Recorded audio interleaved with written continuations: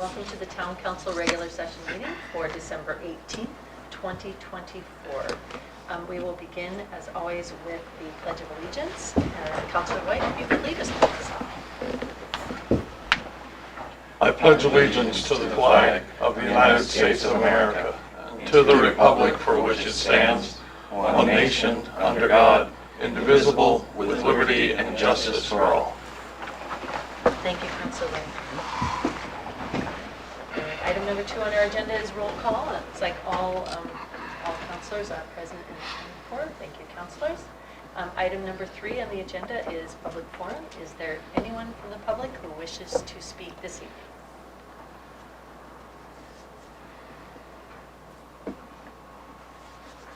Seeing none, I will close public forum at 7:01. Item 4 on the agenda is to consider acceptance of minutes. And councilors, we have one set of minutes this evening, and that is the set of minutes for the December 4th, 2024 regular town council meeting. Do I have a motion to approve those minutes? So moved. Thank you, Councilor White. Second. Do I have a second? Thank you, Councilor Dornblatt. Any discussions or changes? Seeing none, if you can call the roll, please. Councilor Claesbrook? Aye. Councilor Lamatina? Aye. Councilor Dornbluth? Aye. Councilor White? Aye. Councilor Blackstone? Aye. Aye. Aye. Motion passes 7-0. Excellent. All right, item 5 on the agenda is the report of the town manager, and so at this time, town manager, I will turn it over to you. Thank you, Madam Chair. Two things not in my written report. I do have the MSDTV, which is the default budget for the town that the council needs to sign. The default budget, if the budget that was proposed in this full budget committee were to pass, were to fail, we would have a budget of $18,145,158, which is a decrease of $331,517 from the proposed budget to the municipal budget committee, but is an increase of $451,328 over last year, mainly due to contractual obligations that we have with healthcare, retirement, and the collective bargaining agreement. So I do need the council to sign this, and we post it with the budget, so I would pass that around. The second item is that we were notified this week that on January 3rd, we're going to have to close Town Hall and the SAU offices for the day. We have a slight sewer leak in the basement. It's always a sewer leak. We need to, in order to fix it, we cannot be in the building. So January 3rd, we're going to try to do it when everybody's on vacation next week, but they are as well. So January 3rd is the day, it's a half day on Friday anyway, so we're going to do it that day. In my written report, the Highway Safety Committee met to assess the feasibility of implementing parking and potential traffic adjustments on Central Street. Previous attempts to introduce parking were unsuccessful due to safety concern, particularly the obstruction of emergency vehicle access. Further narrowing of the street to accommodate the standard 8 to 9 foot parking spaces would adversely affect the traffic flow. The committee concluded that adding parking is not feasible under any traffic conditions. They recommend the installation of no right turns and no left turn signs on Main Street to enhance the safety and improve traffic flow. We are going to look at it again. As we've been mentioning, we are going to have to do a major water line replacement project on the hill area in the coming years. And during that time, we're going to do streetscapes and see what we can do there right now. Council Ward was at the meeting. We took tape measures out to see if we could get. It's kind of deceptive because the sidewalk of the road, it doesn't look any different unless you're on it. You can see there's like a crack there, but like when you're measuring it from the actual where the sidewalk ends, it's 9 feet for standard width, put you in like the middle of the road. And even while we were there, Rick Molesky had his truck pulled up, and one tiny compact car squeezed by, and then a big Amazon truck nearly dinged his window. So it was not really a lot of, no. Yeah. We tested it by having a truck out there and see what can fit. Just so everybody knows, November completes 42% of the fiscal year. The operating budget is 46% expended, which is the same as previous fiscal year. Nothing really out of the ordinary. Revenues continue to align with projections as well. I did want to just give another update on the urban compact because we've got a written response from the, we haven't decided to send our letter in, but we got a written notes from the state. As I mentioned, that the town and DOT had a productive meeting discussing reclassifying New Hampshire Route 108, which is Main Street, Jerry Ave, Packers Falls Road, and Grant Road to increase local control while maintaining regional traffic flow.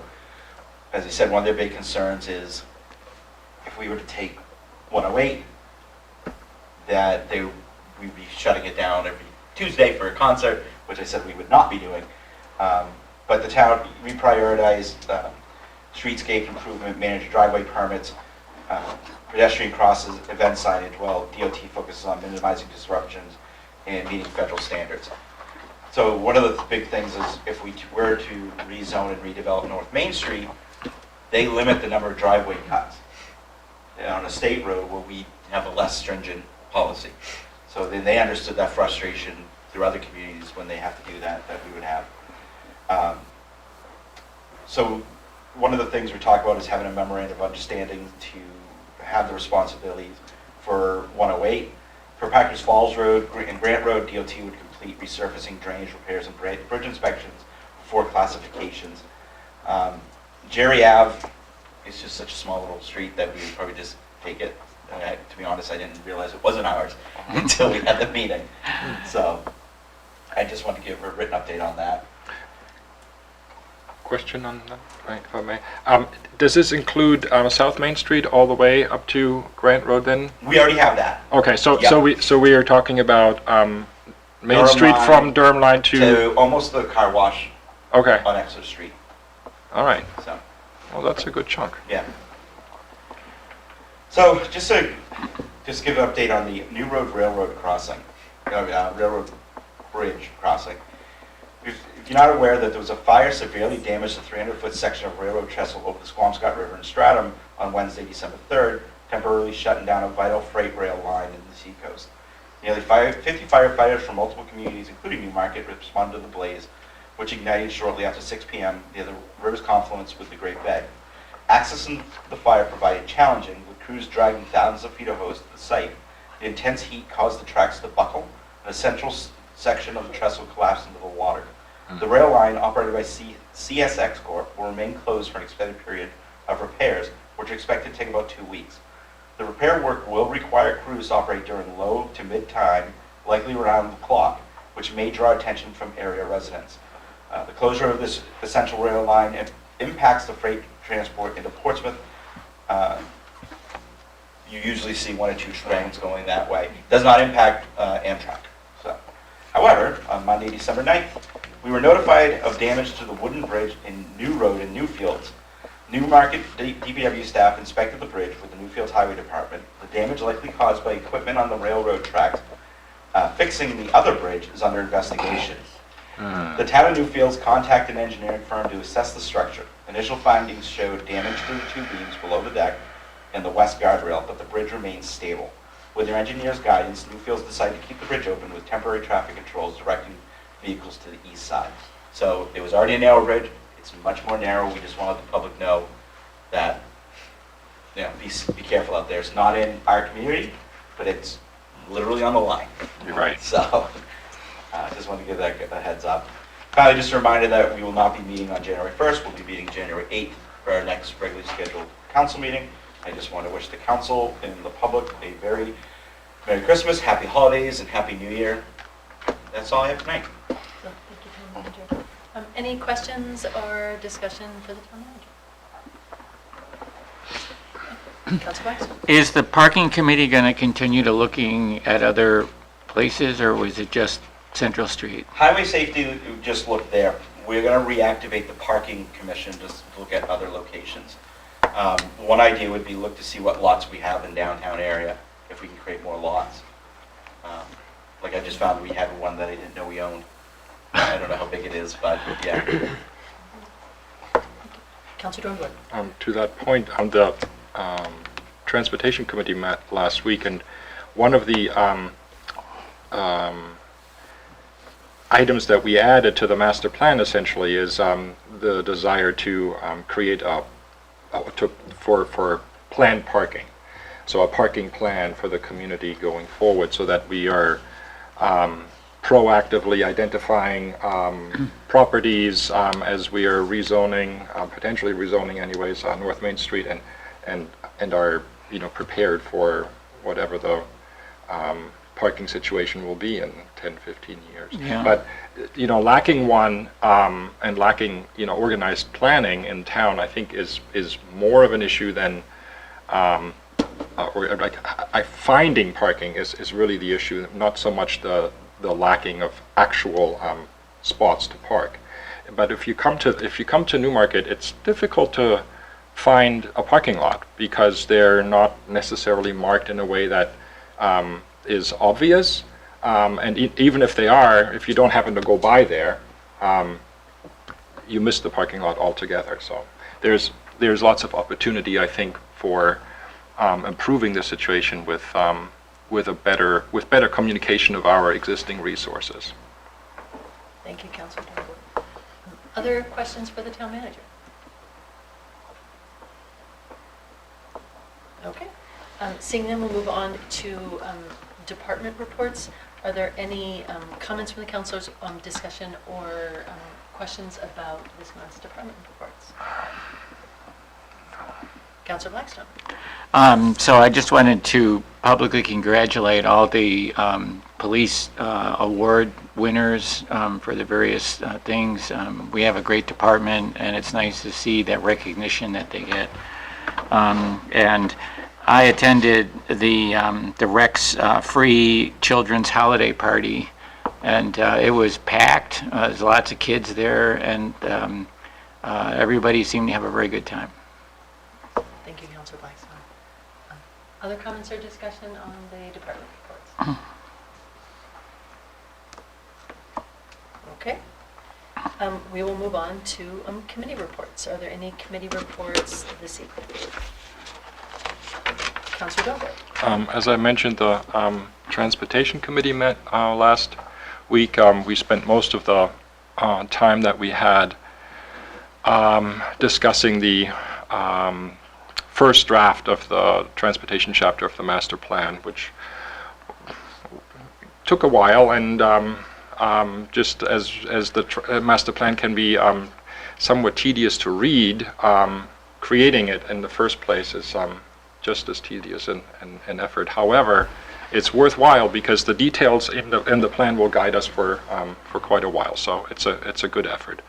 We also had opportunity to respond to a call that Ms. Chase took from a resident over at Wadley Falls Senior Housing, who I'm not sure if I want to use her name here or not. I'm not going to, but I had opportunity to speak with her before the meeting and brought that conversation and the initial communication to the meeting. She requested, the resident, that we address the lack of available transportation to people at Wadley Falls Senior Housing. Now, I looked at, I don't know if you ever look at the map of Route 7 on demand, but it's essentially a little sausage around 108, right? Another word might be better, but Envelope. envelope. That's a good one. It's rounded, and the boundary is just before Wadley Falls Senior Housing on Route 152. So I called Rad Nichols to find out about the possibility of moving the boundary a little bit, and he was open to that idea, especially since the funding stream that currently is used for Route 7 on demand is going to expire next year, as we discussed previously, because there might be a little uptick in demand if we include Wadley Falls Senior Housing, but it would provide a good opportunity for us to identify, to get some data as to what we might want to structure public transportation as once the current funding runs out and we have to utilize a new funding stream.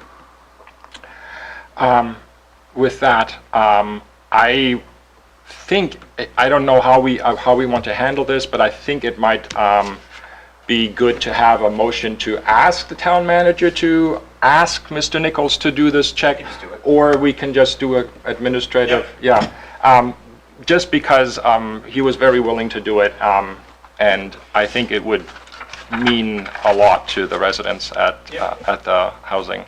It did bring up another topic for me, which is related to zoning. So I feel that the town has a responsibility to address the issue, in part because our zoning allowed for that development to take place in an area that is not serviced by public transportation. Something that we ought to take into account, I think, as we go forward. To me, there's an implication there when you permit a type of development that likely will generate a certain demand. When you can't meet that demand, I think there's an element of I don't want to use too strong a word, but I think there's a responsibility that we carry there, as well as the developer themselves. One of our future steps will be to have a public meeting, invite the residents from there and other folks in similar situations to begin the process of addressing the state of public transportation for Newmarket residents, and see how we can move forward and how we can develop something that meets the needs as best as we can manage. Thank you, Councilor Donahue. Other committee reports this evening? Councilor Ward and then Councilor Blackstone. Okay, this is quick. On the 12th, the Conservation Commission met. The Wigan Farm Boardwalk replacement might be delayed to March due to the cold. It's just unless they get a warm period, they're not going to be able to take the stuff out. The Heron Point Gate is still closed due to people driving through the Heron Point Gate, so it's currently locked. And shame on you if you've been driving your car through gates. And there has been some worries that people are now parking in the mobile home area outside of it, and that might become an issue. Something that might need to be looked at. They got a request for a letter of support from the Nature Conservancy for a salt marsh preservation effort. And sometime next year, there may be a UNH capstone project called the Salamander Crossing Brigade in spring, whose job it is to slow down cars, and so the salamanders, when they wake up, can cross the road and make more new little salamanders.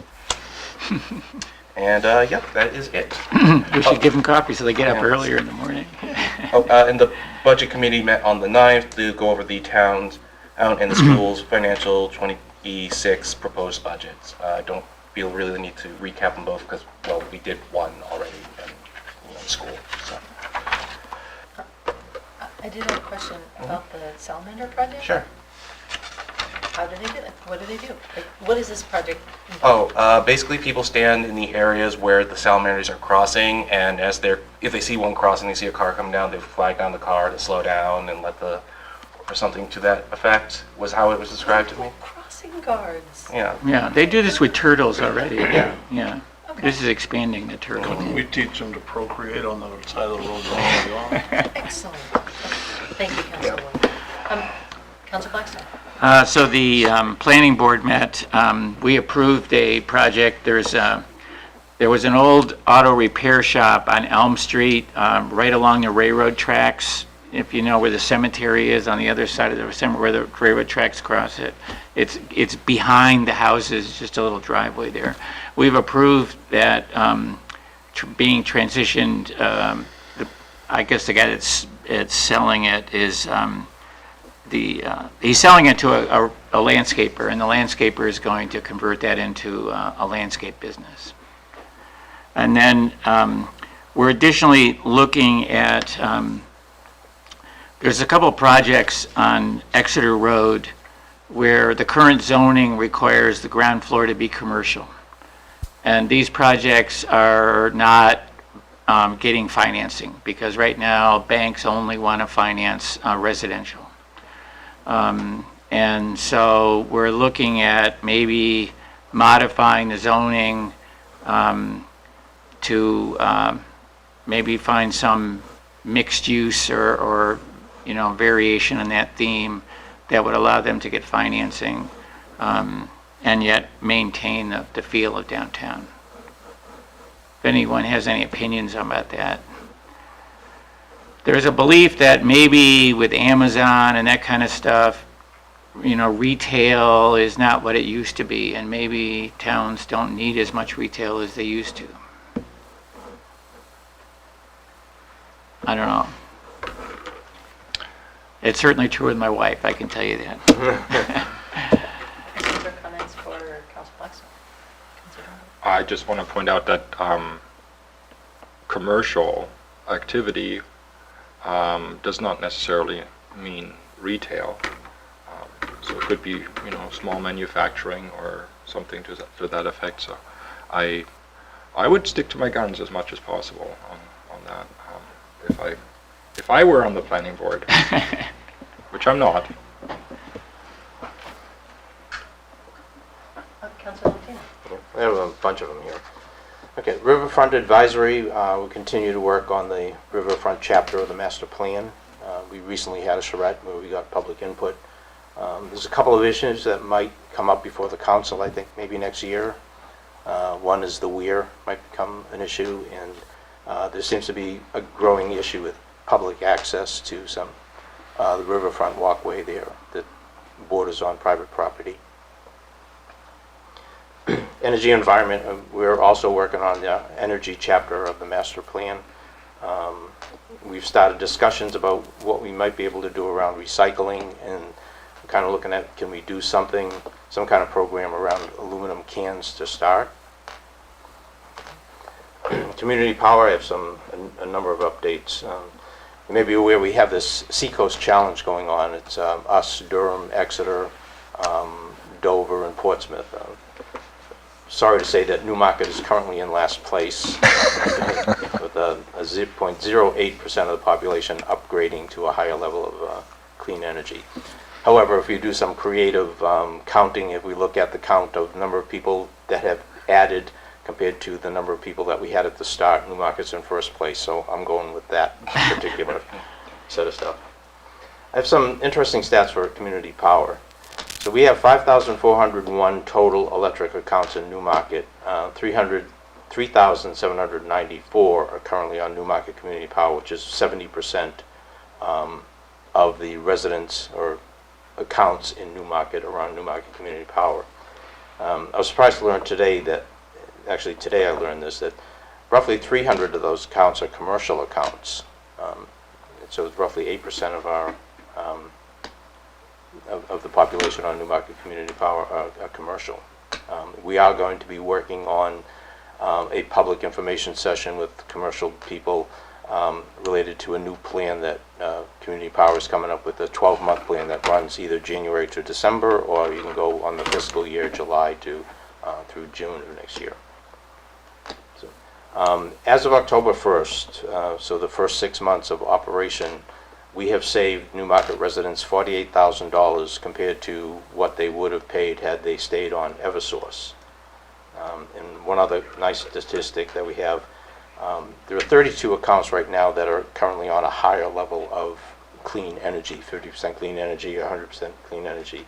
So as of the end of October, those 32 accounts prevented 14 tons of CO2 going into the atmosphere by using cleaner energy. So our hope is with this clean energy challenge to get more people on that, reduce our CO2. One other note is tomorrow, Community Power will be announcing the new rates that start February through July. If Newmarket does nothing, we will continue with the current plan, which is granted basic, and there's no additional revenue charge that the town applies to that. It's the recommendation of the Energy and Environment Committee that we stay with this current plan that we have, which is granted basic and no additional revenue.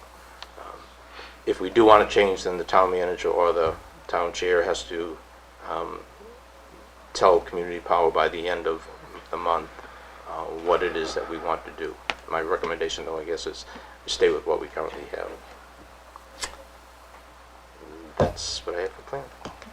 Thank you, Councilor Martina. Any questions? Councilor Drumble. Is there any news on the issue of net metered accounts being able to join Community Power? No, it's still with the legislature, what they're going to do with net metering. However, Community Power, I'm working with Tim on putting some out on the Community Power has been approved to be a net aggregator of solar power, or they can buy requisitions.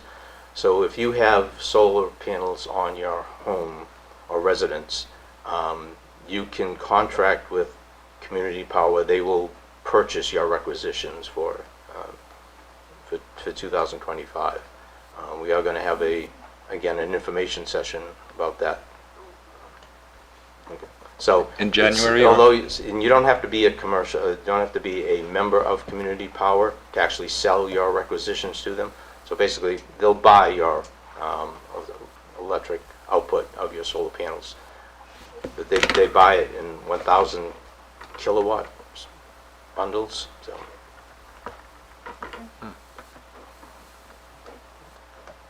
So. Councilor. Do you know what time frame that information session would be taking place? Actually, the contracts, you have to sign a contract with them. There's actually a number of steps that you have to go through, and you have to be approved by the state to be a supplier. You just have to fill out the forms and get that all approved. The contract is out on the website now, so you could, in fact, apply for it now. But I think the question was when you said there was going to be an information. Right. session. Oh, yeah, I don't have the time. It's after the first of the year. I'm working with the business, Newmarket Business Association. I want to get them in there too, because we want to cover two topics, the net metering topic or the requisition purchase topic, as well as the two plans, the annual plans that they have. It'll be sometime in January or early February. Okay. Thank you. Could I just ask a correction? You said Councilor Blackstone. the chunks were in 1,000 kilowatt, which is a megawatt. They were in megawatt, or did you mean kilowatts? I looked at the contract briefly, and it says per 1,000 kilowatts that they'll pay. Oh, I wonder why they wouldn't just say megawatt. I don't know. Yeah, okay. It sounds like a megawatt sounds like a big number for a little solar panel. I mean, again, it's a question that I would ask them. I don't know that much about the program. It just came Yeah, out. okay. They may, they pay X amount for 1,000 kilowatts. I don't know whether they'll prorate that if you do 500 kilowatts, whether they give you half of that. Yeah. All right, thank you very much. Other committee reports? Okay. Seeing none, we will move on to resolutions and ordinances in the first reading. And the one resolution that we have this evening is Resolution 2024-2025-25. That is approval of the amendment to the collective bargaining agreement for the police department. You want to read it by title only due to the length. Okay. Sorry, my computer locked itself. All right, we will read this. Oh, sure, we'll read this by title only. So, Resolution 2024-2025-25, approval of an amendment to the collective bargaining agreement between the Town of Newmarket and the New England Police Benevolent Association, Local 215, first reading December 18th, 2024. Madam Chair, I'm requesting the council suspend the rules this evening to act on it this evening due to being able to get the time frame of the next meeting and public hearing for the budget. So, Okay. So there's a request to suspend the rules and act on this evening. At this time, I would accept a motion to suspend the rules. I will make the motion. Thank you, Councilor Ward. Do I have a second? I will second. Thank you, Councilor Lamatina.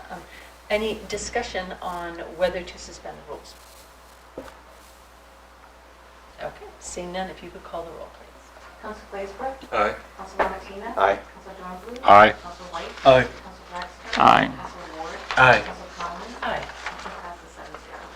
Okay, So then, at this time, the rules have been suspended, so at this time, then I would accept a motion to approve Resolution 2024-2025-25. I will make the motion. Thank you, Councilor Ward. Do I have a second? Second. Thank you, Councilor Dornbler. Would you like to speak to this? Thank you, Madam Chair. The Chief of Police and I, legal counsel, I met with the Newmarket Police Union to discuss amendments to the collective bargaining union aimed at retaining and recruiting officers for the department. As the council knows, in 2023, we did enter into a 3-year collective bargaining agreement with the Newmarket Police Union, but since that time, the Newmarket Police Department has had difficulty in recruiting and retaining officers due to pay discrepancies. We did sit down and talk about some potential changes, and we reached the following tentative changes. First, the rate of pay for details is being increased. That would go up to $65 per hour through June 30th, 2026. That could actually, that will happen immediately if the council passes that tonight. This is not a cost that's borne by the individuals who need the detail. So it's just what we up the rate to charge, and they are able to do that. So that would become effective immediately. We're proposing changing the name of longevity to retention incentive. Currently, Sorry, it's not good. that's what both sides came to. So currently, for the 5th and 10th years, those covered by the collective bargaining agreement receive $225, 11th and 15th years, $450, 16th and 20th, $675, and 21st year higher is $900. We are proposing changing that to add the 3rd and 4th years, $300, 5th, 6 years, $500, 7th through 9th, $700, 10th and 14th, $1,000, 15th through 19th, $1,500, and 20 and higher, $2,000. This incentive will cost the town an additional $6,325 with the current staffing. When it comes to wages, we agreed to a one-time adjustment if the agreement passes in March. It would provide the following hourly increases on March 15th. Every patrol officer receives $7 increase to their hourly wage. Sergeants, $5, and dispatch, a $4 increase. Then on July 1st, they would receive their contractual 5% increase. So we're just upping the base hourly rate. Excuse me. The impact would be for the salary, $54,008, this was just from March 15th to July 1st, $54,080. Medicare, $1,557.92. New Hampshire Retirement System, $14,603. So a total of $70,241.60. I just noticed I transposed two different numbers. For the July 1st 5% increase, that would mean the difference would be an increase of $227,136.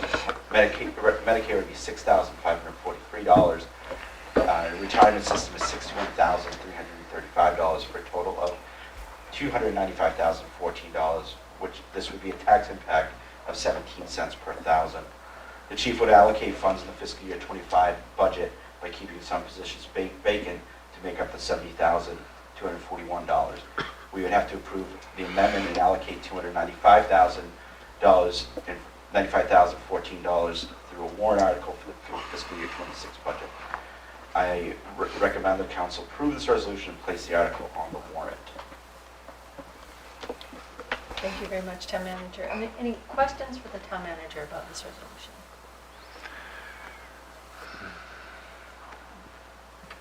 Any comments or discussion? Councilor Dorn? I have a question after all. I think I remember this, but the $65 increase is basically the market rate that is, yeah. It's competitive.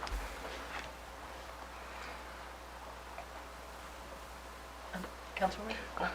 And just an update to anyone watching, just so you know, we have talked a little bit about it, but our town is a bit behind in salary for other seacoast towns. It's making it hard for us to find police officers. We currently have a couple vacancies we've had trouble filling, so this is being done as a method to retain the good cops that we have here and to get more police officers to come join us and stay with us, because right now we're having trouble doing that. Just background. So Thank you, Councilor. Any other questions or discussion? Okay, seeing none, if you could call the roll, please. Council Glazebrook? Aye. Council Lamatina? Aye. Council Drumley? Aye. Council White? Aye. Council Blackstone? Aye. Council Ward? Aye. Council Conley? Aye. Motion passes 7-0. Just for clarification, the warrant article will reflect that was recommended by the council, 7-0 by that vote. Okay. Okay. Okay, and with that, we'll move on to new business and correspondence is our first item. Is there any correspondence to be read into the record? There is none. Okay. At this time, I will open the floor for closing comments by town councilors. Do any councilors have comments this evening? Councilor Martina? I have two. I attended the Christmas tree lighting. Good job by everybody. I do have a question. I think we can find some money somewhere in the budget to buy a better PA system, because I was out in the audience. That's even a better one than we had. So yeah, that's, but yeah. We're not hearing it. Yeah. The second thing I have here is congratulations to Councilor Ward. He's the winner of the Newmarket 300 Power Barrel. Powder, or keg. Power- Powder keg, yeah. Power barrel, it sounds like from a video game. Yes. Powder cake. But, you know, I have a- I was a little disappointed. It does not contain the 100 pounds of gunpowder for me to fight the British. So, but The it's ATF would allow that. no, but it is a lovely, yes, it is lovely, and I appreciate it. And rumor has it that you bought the winning ticket while on a pub crawl. Is that true? Yes, that is also true. The Santa pub crawl, I bought like the 6th to last ticket and forgot about it until I got a bunch of emails the next May. Congratulations. That's all I got. Councilor Martina. Any other comments this evening? Don't forget you got to sign this. Just one comment. I just want to thank everybody on the council for a really good year. And I want to wish everybody out there a really happy holiday and a good 2025. And same to you. Thank you. Thank you. Okay, seeing no other comments, if there are no objections, I will consider us adjourned. Don't forget you got to Oh, sign that. I'm sorry, our next meeting is January 8th, 2025, and happy holidays to you councilors and to everyone else.